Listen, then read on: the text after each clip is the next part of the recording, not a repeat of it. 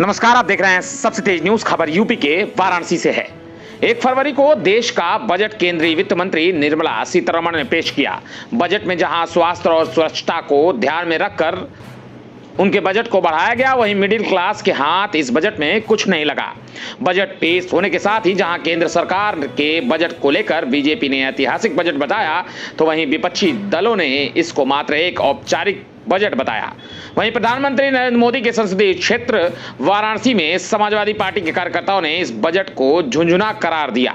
इसी कड़ी में समाजवादी पार्टी ने आज वाराणसी की सड़कों पर निकलकर केंद्र सरकार के बजट के खिलाफ जमकर प्रदर्शन किया। सपा कार्यकर्ताओं ने अपने हाथों में झुंझुना लेकर बजट को झुंझुना करार देते हुए लोगों के पास जाकर मोदी सरकार के खिलाफ अपना विरोध दर्ज कराया।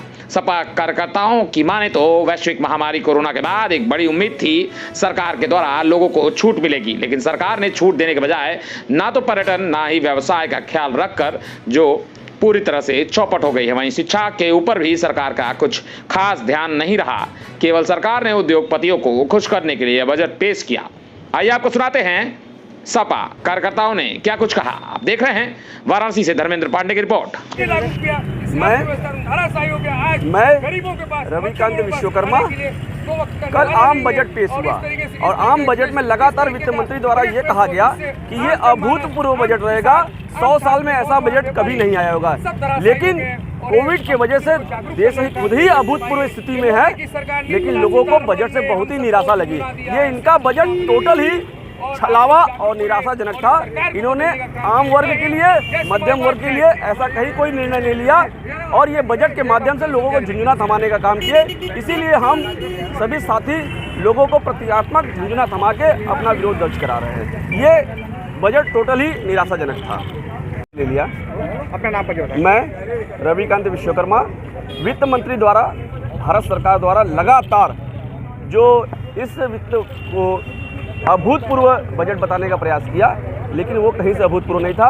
इस बजट में मध्यम वर्ग के लिए, किसानों के लिए, नौजवानों के लिए, बेरोजगारों के लिए ऐसा कहीं कुछ नहीं किया गया और ये टोटल ही फेलेवर था। ये एक छलावा था, निराशाजनक था। इसलिए हम लोग उनके झुंझुना को बजट के नाम से जो उन्होंने हमको दिया, हम उनका झुंझुना वापस करते हैं। आज हम लोगों ने लोकल वर्ग को बांट रहे हैं। हिंदुस्तान की सरकार ने सभी राहगीरों को हम लोग बांट रहे हैं। अधिकतर मध्यम वर्ग होते हैं, इसलिए हम लोगों ने झुंझुना बांट के अपना विरोध दर्ज कराया। आज हम लोग जो हिंदुस्तान की मोदी सरकार ने 2021-22 का बजट पेश किया, उस बजट में सिर्फ हिंदुस्तान की जनता को, हिंदुस्तान के छात्रों को, किसानों को, नौजवानों को, व्यापारियों को, उद्यमियों को सिर्फ और सिर्फ झुंझुना थमाने का काम किया और इससे बदतर कुछ नहीं किया जिससे किसी गरीब, किसी छात्र, किसी नौजवान का मदद हो सके, किसी का भला हो सके। ऐसा कुछ उन्होंने नहीं किया। हमारा जीडीपी भी डाउन होता जा रहा है। यही मोदी की सरकार ने जीएसटी लागू किया, नोटबंदी लागू किया, जिससे अर्थव्यवस्था धराशायी हो गया और इसी तरीके से आज फिर वही काम कर रहे हैं। और देश की जनता के नाम पर, देश की जनता के भलाई के नाम पर इन्होंने ऐसा कोई कार्य नहीं किया इस बजट में जिससे देश की जनता का, छात्रों का, किसानों का, व्यापारियों का, उद्यमियों का, किसी मध्यम वर्ग का, गृहिणियों का भला हो सके, जिससे देश की जीडीपी बढ़ सके। आज हम लोग इसलिए विरोध कर रहे हैं कि मोदी की सरकार ने सिर्फ और सिर्फ झुंझुना देने का काम किया देश के लोगों को। और हम देश और बनारस के लोगों को जागरूक करने का काम कर रहे हैं कि मोदी की सरकार ने सिर्फ और सिर्फ झुंझुना दिया है और ये झुंझुना लोगों में वितरित करने का काम किया है।